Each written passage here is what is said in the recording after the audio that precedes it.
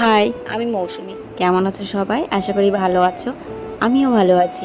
আমার আর একটা দিন তোমাদের সঙ্গে শেয়ার করতে চলে আসলাম।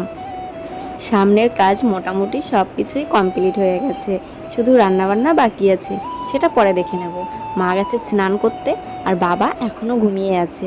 তাই ভাবলাম আমার যখন স্নানটা হয়ে গেছে, আমি দোকানের পুজোটা দিয়েই দিই। ভাবলাম যদি একটা কাজ কমে যায় তাহলে মার একটা কাজ করা লাগবে না।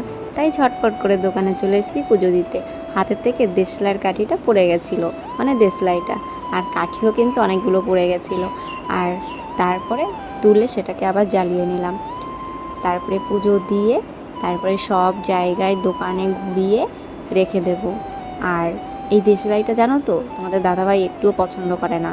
তোমাদের দাদাভাই দেখতেই পারে না দেশলাই, কেন জানি না দেশলাইটা পছন্দ করে না।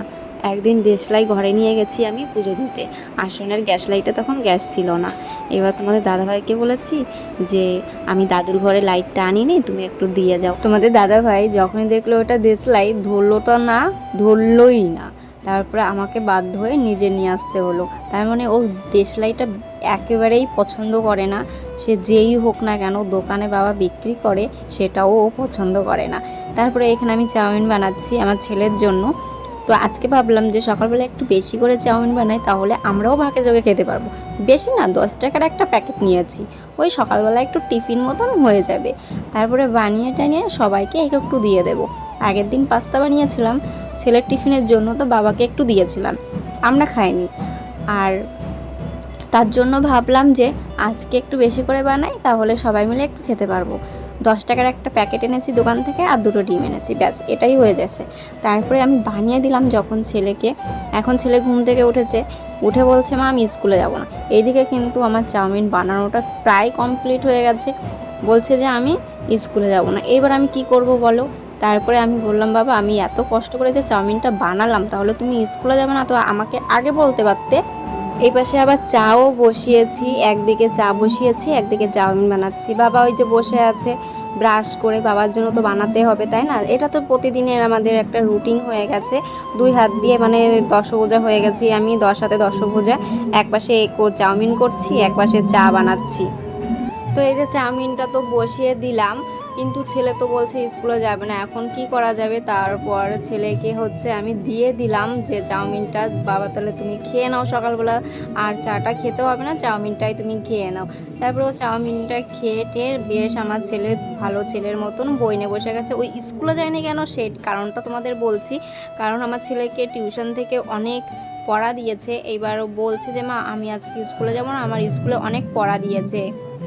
আর আমি ওকে একটু স্কুলে কমই পাঠাই এই গরমের মধ্যে, তার জন্য আমিও জোর করিনি যে ও যখন বাড়ি বসে পড়তে চাচ্ছে তাহলে বাড়ি বসেই পড়ুক, তাহলে ওর পড়াগুলোও কমপ্লিট হয়ে যাবে। তাই আমি আর জোর করিনি। এই যে ছেলে আমার পড়ছে আর আমি এইখানে ঘর মুছছি, তখন আমি ছেলেকে বললাম বাবা আমাকে একটু ভিডিও বানিয়ে দাও, কারণ মোবাইলটা ওর কাছে ছিল, ওর পড়ার জন্য মোবাইলটা লাগছে, তাই আমি ওর কাছ থেকে আর মোবাইলটা নিইনি। তারপরে পরে এসে ও আমাকে মোবাইলটা দিয়ে দিল, বললো মা আমার হয়ে গেছে, তুমি এবার নিয়ে নাও। আমার ছেলেকে আমি খুব কম পরিমাণে মোবাইল দেখতে দিই, মানে দেখতে দিই না বললেই চলে। কারণ আমি চাই না আমার ছেলে মোবাইল দেখুক। আর আজকাল মোবাইলের মধ্যে কতগুলো অসভ্য মেয়ে ছেলে আছে যাদের জন্য বাচ্চাদের হাতে মোবাইল দেওয়াই যায় না।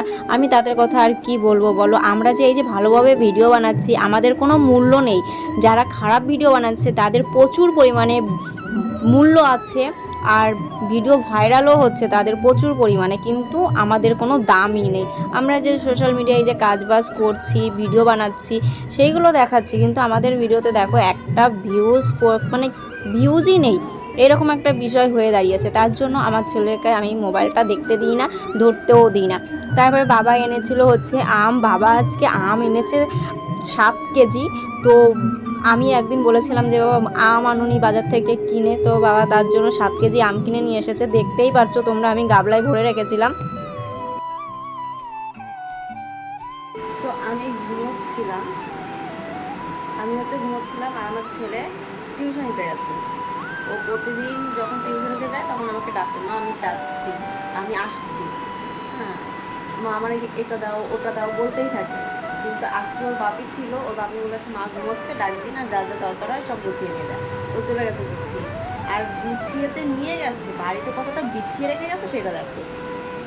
এই যে ওর গামছা, এই যে যেটা এইখানে থাকে, এইখানে রেখে গেছে। জামাইটা ভাজানো ছিল, দেখো কত সুন্দর এইখানে গুজে রেখে চলে গেছে।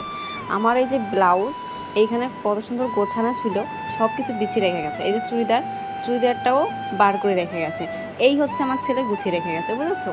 মানে ও গুছিয়ে নিয়ে গেছে, আমার জিনিসগুলো সব বিছিয়ে রেখে গেছে। এইভাবে বলো, আমার ছেলেটাকে আমি কী বলবো বলো?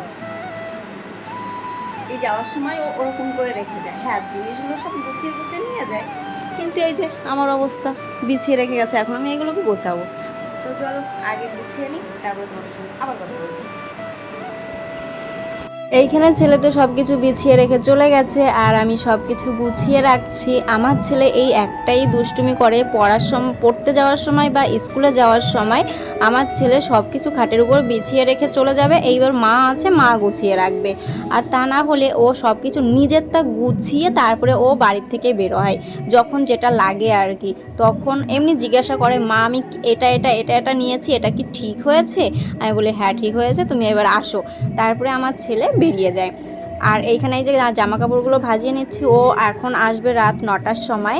এই যে গেল 3টের সময়, 2:30টার সময় বেরিয়েছে, কারণ আমাদের বাড়ির থেকে ও একটু অনেকটা দূরে পড়ে, তাই 2:30টার সময় বেরিয়েছে। ওর পড়া হচ্ছে 3টের সময়। তারপরে এই যে রাত্রিবেলা চলে এসেছে আমার ছেলে, আর এসে নিয়ে এসেছে হচ্ছে মাংস আর হচ্ছে কাঁঠাল। ওর পিসি পাঠিয়েছে, ওর পিসির বাড়ির পাশেই ও পড়ে। তো চলো আজকের ভিডিওটা এই পর্যন্ত। ভিডিওটা কেমন লাগলো অবশ্যই কমেন্টে জানিও। আর যারা এখনও পর্যন্ত আমার চ্যানেলটিকে সাবস্ক্রাইব করোনি তারা সাবস্ক্রাইব করে নিও, আর যারা ফেসবুক থেকে দেখছো তারা ফলো করে নিও।